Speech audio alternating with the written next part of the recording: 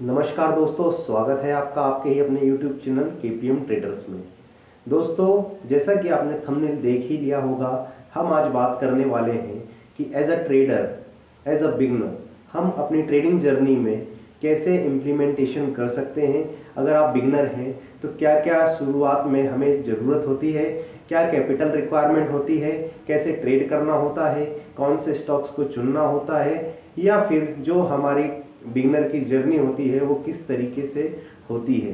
तो दोस्तों, शुरू करने से पहले मैं आपको बताना चाहता हूँ, इस सीरीज में हम आपको day by day new videos देते जाएंगे। एज अ बिगनर हम क्या क्या चीज़ें शुरुआत में सीखते हैं, तो न्यू बिगनर जर्नी हम स्टार्ट करने वाले हैं। एक प्लेलिस्ट ऑलरेडी हमारी चल रही है छोटे छोटे लॉस और छोटे छोटे प्रॉफिट्स के साथ, तो आप उस प्लेलिस्ट पर भी जाकर like and subscribe and share कर सकते हैं और आप सीख सकते हैं। अगर आपके पास कैपिटल नहीं है तो मैं भी एक बिगनर हूँ, बिगनर की तरह आप भी ऐसे सीख सकते हैं। तो वीडियो में चलते हैं आगे। सबसे पहला पॉइंट होता है दोस्तों कैपिटल। बिगनर सबसे पहले यही सोचता है कि अगर हम ट्रेड कर रहे हैं या फिर शुरुआत कर रहे हैं ट्रेडिंग की, तो हमें कितनी कैपिटल रिक्वायरमेंट होती है। तो दोस्तों, आपको एक एडवाइस रहेगी, कृपया करके कोई भी 1 लाख या 50,000 कैपिटल शुरुआत में ना लाए।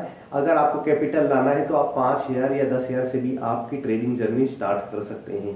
5,000 और 10,000 में इसीलिए बता रहा हूँ कि पहले आप लालच बिल्कुल भी ना कीजिए, ग्रीड में बिल्कुल भी हमें नहीं रहना है।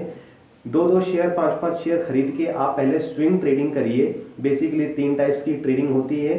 अगर आपको थोड़ा सा भी नॉलेज हो तो मैंने बता देना चाहता हूँ। पहला होता है इन्वेस्टमेंट, जो लंबे समय के लिए हम रखते हैं अपने स्टॉक्स को अपने होल्डिंग्स में। दूसरा होता है हमारे पास स्विंग ट्रेडिंग, जो कुछ हफ्तों या कुछ महीनों के लिए हमारे पास होती है। तीसरा होता है हमारे पास डे ट्रेडिंग, इंट्राडे, जिसमें हम पहले ही दिन स्टॉक खरीदते हैं और उसी दिन हम इस स्टॉक्स को सेल कर देते हैं।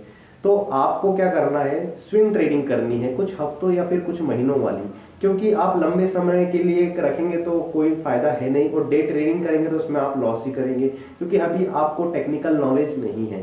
टेक्निकल नॉलेज धीरे धीरे आपको, जब डे बाय डे आप स्विंग ट्रेडिंग में आप प्रैक्टिस करेंगे, हफ्तों की ट्रेडिंग में आप धीरे धीरे जब 6 महीने 5 महीने में प्रॉफिटेबल हो जाएंगे, उसके बाद आप स्टार्ट कर सकते हैं बड़ी थोड़ी सी और कैपिटल बढ़ाकर। तो 5,000 रिक्वायरमेंट है, आप 5,000 लाइए, एक एक 2-2 शेयर से ट्रेड कीजिए और इसी से आप इंप्लीमेंट करिए कि क्या मैं रूल रेगुलेशन फॉलो कर पा रहा हूं या नहीं कर पा रहा हूं। रूल रेगुलेशंस क्या होंगे अगली वीडियो में मैं आपको बता दूंगा। अगली वीडियो में हम देखेंगे कि शुरू में अगर हम टेक्निकल एनालिसिस समझते हैं तो क्या क्या नीड्स होती है। तो इसके बाद दूसरी चीज जो होती है, दूसरा पॉइंट हमारे पास आता है कि किन स्टॉक्स में ट्रेड करें।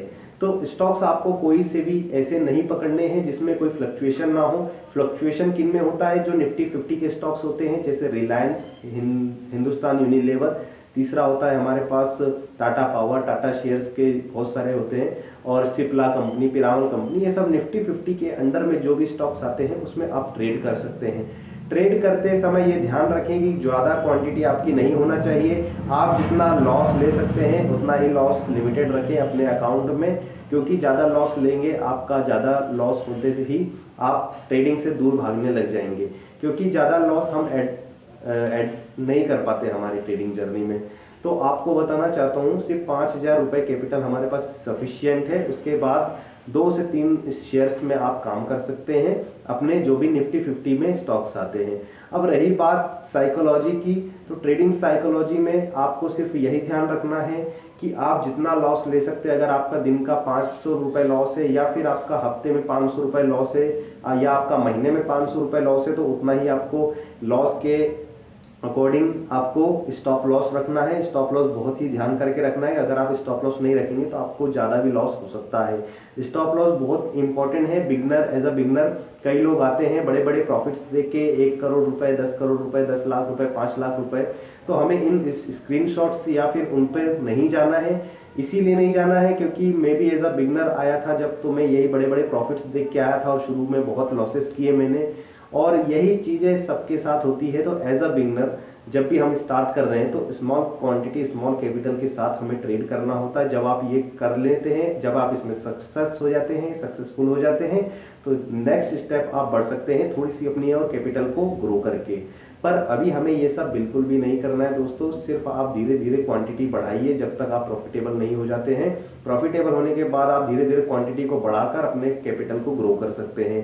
अभी आपका लर्निंग फेज में क्या क्या चीज़ें आती है, मैं भी एज अ बिगनर जब सीख रहा था तो बहुत सी चीज़ों का सामना करना पड़ता था, जैसे ट्रेडिंग साइकोलॉजी सबसे इंपॉर्टेंट पॉइंट्स होता है इसमें, और रिस्क मैनेजमेंट सबसे इंपॉर्टेंट पॉइंट्स होता है। अगर आपने दो ये संभाल लिया तो आपको ट्रेडिंग की वैसे भी इतना कोई टेक्निकल ज़्यादा इंपॉर्टेंट नहीं होता है। 10% टेक्निकल आता है, 90% हमारा साइकोलॉजिकल प्लस रिस्क मैनेजमेंट में फॉलो होता है। तो दोस्तों एज अ बिगनर अगर आप स्टार्ट कर रहे हैं तो 5 कैपिटल रिक्वायरमेंट है, साथ में आप जिसमें ट्रेड करना वो स्टॉक्स निफ्टी 50 के होने चाहिए, और अपनी ट्रेडिंग साइकोलॉजी अपने रिस्क मैनेजमेंट के अकॉर्डिंग आप डिसाइड कर सकते हैं।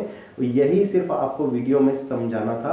इसके बाद जो वीडियो हम बनाएंगे वो टेक्निकल बेसिस पे रहेगी, क्या क्या टेक्निकल्स हमें इंपॉर्टेंट होते हैं समझने के लिए, तो हम आपको उसको स्क्रीन में समझाएंगे। अगर आप इससे सहमत है तो आप वीडियो को like share and subscribe and comment कर सकते हैं। नेक्स्ट वीडियो जो रहेगी हमारी उसी टेक्निकल बेसिस पे रहेगी।